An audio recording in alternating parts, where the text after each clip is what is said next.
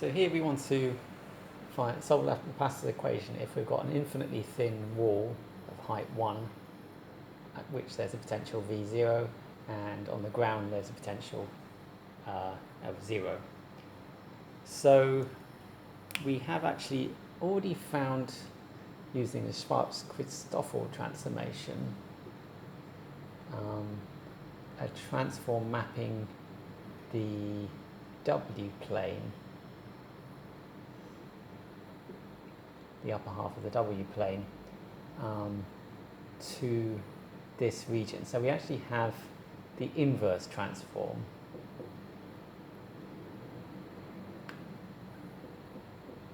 So, okay. So the inverse transform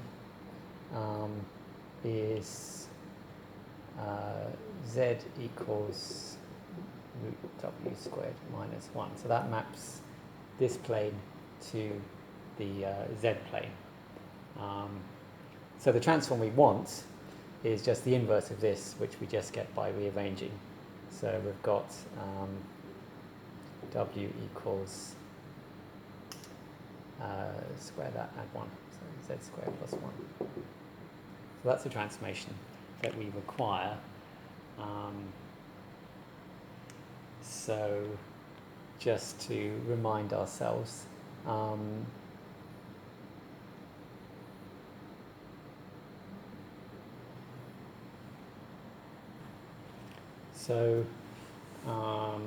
this point here got mapped to this point, and these bottom points got mapped to plus or minus 1.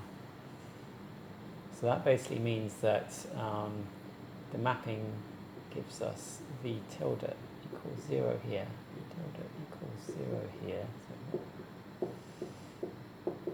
So V tilde is a function of U and V, little v.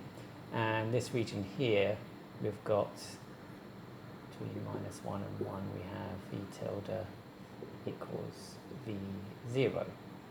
Okay. So this system we can solve using this, and we end up with E tilde V equals 0 from here. We've got this minus this, so that's V0 over pi times the argument of W minus 1, and then this region here we end up with this minus this, which gives us a minus sign, and argument of W minus minus 1 gives us this, so we end up with this as V tilde solution. We now need to get V of x and y, we need to rewrite all of this in terms of x and y.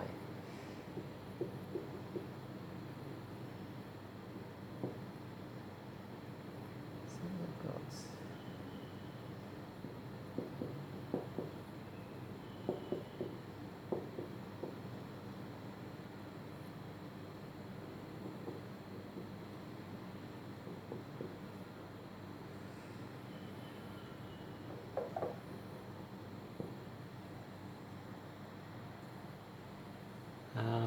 okay, before we go any further, to simplify this,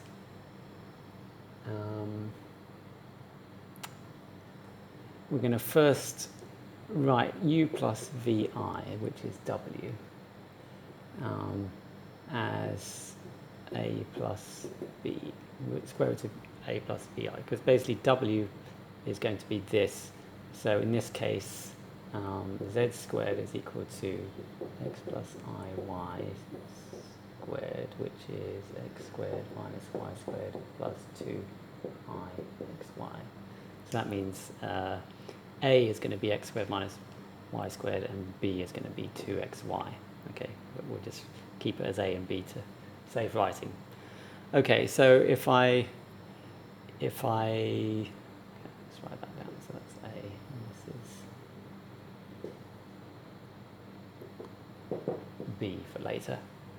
Okay, so if I square both sides, I'll get u squared minus v squared plus 2uvi equals a plus bi.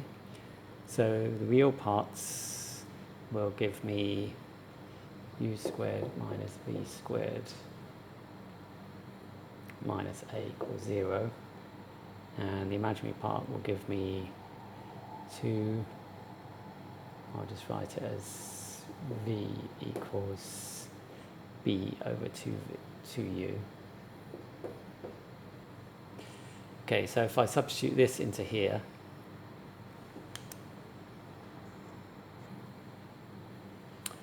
I get u squared minus b squared over 4u squared minus a. Then I'm going to multiply by u squared. Okay, no, let's do things slowly.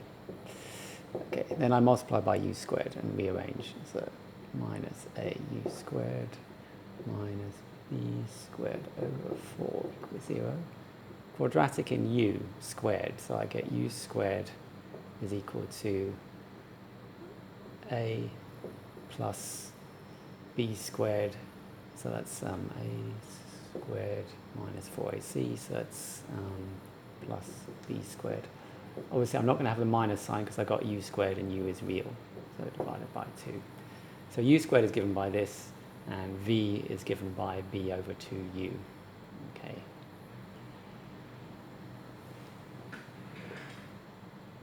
So then I can, sorry, this should have been 1 plus z. So 1 plus z squared, 1 plus this. So this is going to be 1 plus this. It's going to be a. And b is 2xy.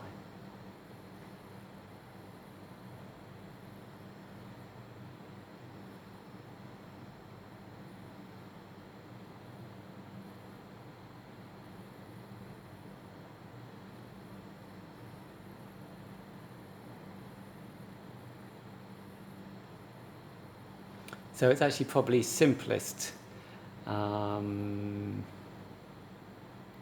actually just leave it in this form. So okay,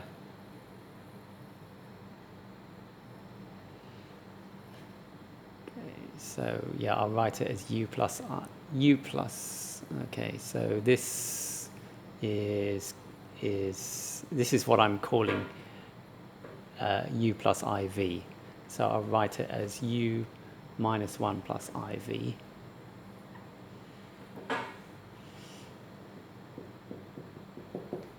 I realise it's a function of x and y, but I'm actually thinking of u eventually as a function of x and y. So I'll just leave it like that. And similarly, this will be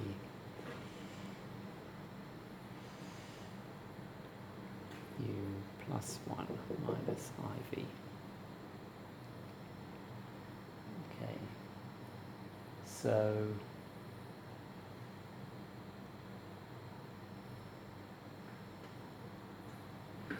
substituting all of this in, u squared is equal to, so a is 1 plus x squared minus y squared plus, and then a squared, so that's 1 plus x squared minus y squared all squared plus b squared, which is 4x squared y squared divided by 2. And v is equal to b. So b is just 2xy divided by 2u. So that's simplifies to xy over u. U is a complicated thing.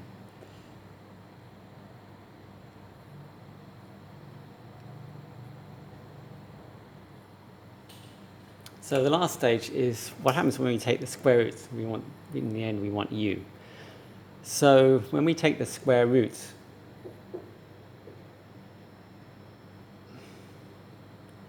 this can be plus or minus. So how do we decide whether it has a plus sign or a minus sign? Well, that's going to depend on x, because if x is negative, then the negative half gets mapped onto the left side of the w plane, i.e. the u less than 0 side, and if x is positive, then it gets mapped onto the right hand side.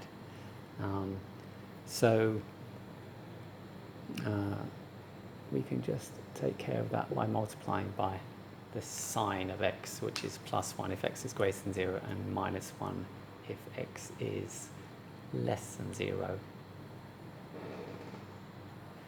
Now when x equals 0, this is equal to 0.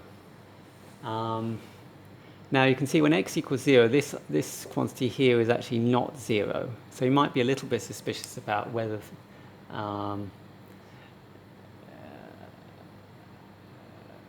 what we were doing is right, putting this 0 when x equals 0. We're putting u equal to 0 when x equals 0. But we can check things are okay by looking at this. So when x is 0, which basically corresponds to us being on the imaginary axis,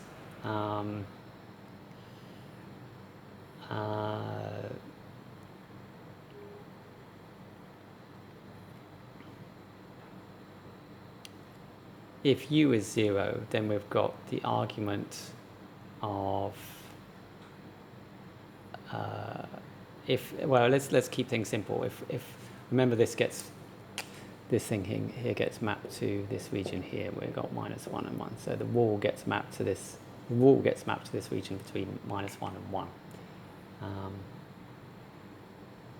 So we got arg of -1, which is pi, and arg of +1. So we get v0. That's okay.